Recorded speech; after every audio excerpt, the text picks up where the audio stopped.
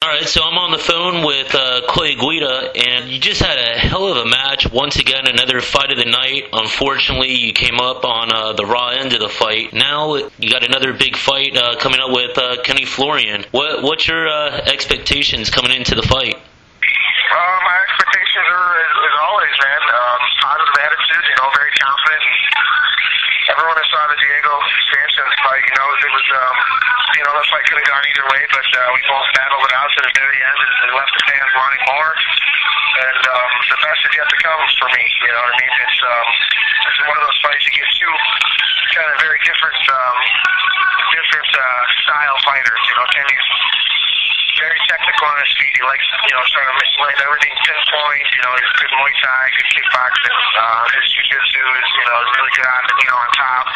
He's not, he doesn't really fight off his back too much, you know what I mean? But he can. And where my style is, rush him to the cage, take him down in the middle of the cage, beat him up on top, and just pressure. So you get two different styles that are going to make for, I think, another potential fight of the night. And hasn't this been a fight you've kind of been looking forward to getting set up for quite a while? I thought I heard you call him out almost a year ago. Yeah, I don't call anyone out. I said I would think it would be a great fight. It's never been one to call anybody out. It's just, we asked for fights. I actually approached Dana White and Joe Silva, and as soon as the fight was over between BJ Penn and Kenny Florian, I texted and called Joe Silva and Dana White, and I said, I want to fight Kenny. And, they didn't agree with it right away, but it was just a matter of time before we got in the cage together and mixed it up. So. Yeah, and it seems between you and Florian, both of you guys seem to have well-spoken words for each other. I know Florian's been a fan of yours for quite a while, and he's kind of excited about this fight as well. Oh yeah, Kenny's a very, very nice guy. First of all, second of all, he's very, tough competitor, and he brings it every time. He keeps a very high, intense pace as well as I do, and I have nothing but respect for him. And he's actually, which is kind of cool, he's commentated a couple of my fights, so he also has a career outside of fighting, which a lot of mixed martial arts fighters do not. He still has something to look forward to after fighting and things like that. So I envy him because of that matter too.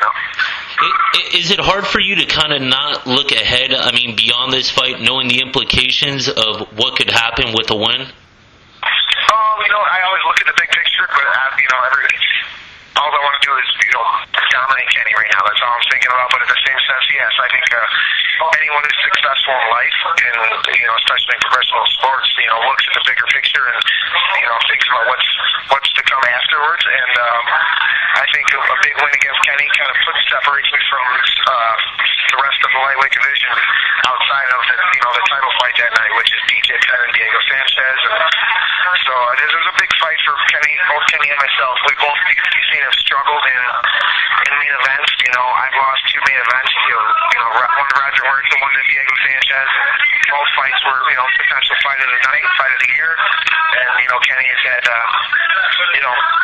two amazing fights for the lightweight title. One against Sean Shirk, which went 5 rounds to a really good decision, and then he fought a very good fight against BJ Penn. So I think this is it's one of those fights that kind of makes us. It's hard to explain. Are these guys for real, or are we just, are we going to be part of the pack for, the rest of our career? And this, I think, is going to be one of those fights that separates myself from the rest of the lightweight division. The one thing that I think a lot of people, especially in the 155, got to be worried about is once you get into that championship situation, going the 5 rounds, I think your cardio is going to really start to pay dividends, because it seems you've never had a problem going the distance. But being that this is a 3-round, how do you prepare for something like this? I know your cardio is there, but what about your striking? You working on anything? Oh yeah, I've been training for this camp. I came out and I've been training at Greg Jackson's mixed martial arts in Albuquerque, New Mexico, and it's just I think a professional fighter, even just any professional athlete needs to sometimes just look their career and say, okay, I need to maybe just move on and see what else is out there. And Midwest Training Center and Gilbert Grappling back in Illinois, where I train, will always be my home. You know what I mean? Mm-hmm. But I think for this fight, it was a good change to kind of get out and look get some different looks from other camps and stuff like that, and different coaches. And this is definitely the place. Greg Jackson's done amazing. Greg, he's one of the top instructors out there and coaches, so it's definitely it's brought my game together, I can tell, in the past 2 months, and the best is yet to come. The world's really going to see a different lightweight fighter and myself out there, and striking, grappling, looking to finish fights, and I'm always looking to finish, but the tougher the competition, the harder it is to be putting guys away and stuff like that. And we've been fighting, we've been fighting B-class fighters, for the past 2 years, 3 years since I've been in the UFC. We've been fighting top-notch, top of the food chain fighters. So I think the best is yet to come. I'm positive of that. And just on a fun note, I heard something about Dana White was actually offering you a bunch of money to cut your hair. What's that all about? Yeah, it was more of a friend, kind of like a joking thing, and he offered me first he offered me $5,000 to cut my hair, and I chuckled, and then he upped it the same day to $10,000. I kind of laughed even harder, and I told him we were kind of bullshitting. I'm like, hey man, this is my MO, this is what people, this is my trademark. I'm like, gotta throw a few zeros behind that, and then we'll talk. And he kind of got a kick out of it, so it was more of a friend thing to see if I would actually do it. And I had a feeling he didn't think I was going to do it anyway. So yeah, had he thrown a few more zeros at the end, I'm no dummy, but people recognize me because of the crazy hair in the cage. Yeah, definitely.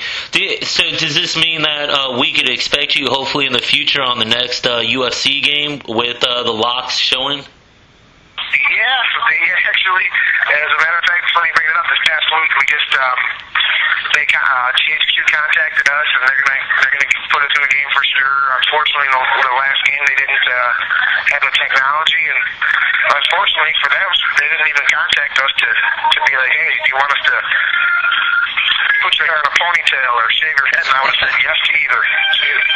I'm no dummy, obviously business is business, and I would have said yes. I don't care if you make me fall, put me in the game. That's every kid's dream. Yeah, nice. I don't know if it's part of the video game, so unfortunately they didn't contact us, which was a little bit unprofessional on their end, but whatever, it's water under the bridge, and we'll go look for 2010. All right, well, hey, that's about it. In closing, what do you want to say to the fans out there getting ready to check out your next fight? I just want to tell everyone, all my fans and friends and family, everyone, thanks for the support, and couldn't do it without them. That's what, no one wants to fight in front of an empty crowd or nobody watching it back home on their television. I want to thank my family, mom and dad for making this happen, and they're going to be front row as always. My brother, he's the one that got me turned on to MMA. I want to thank my manager, MMA Staff, and MMA Staff Fight Management, John Fosco and Dan Stinover. I'd like to thank the Chicago Carpenters Union, and then real quick, I started a new company. It's called Fight Night Customs.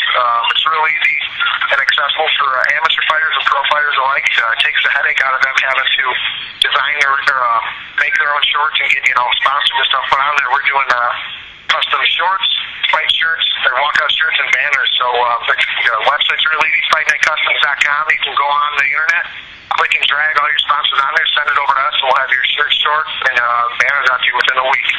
What about a Guida bobblehead? Oh, actually, the new Round 5 MMA action figure, the Carpenter action figure, is in store. It's in Toys R Us and I believe Walmart for Christmas. Check that out too. Nice. All right, well, hey, I appreciate your time, and good luck in your fight. Thanks a lot, guys. Appreciate it.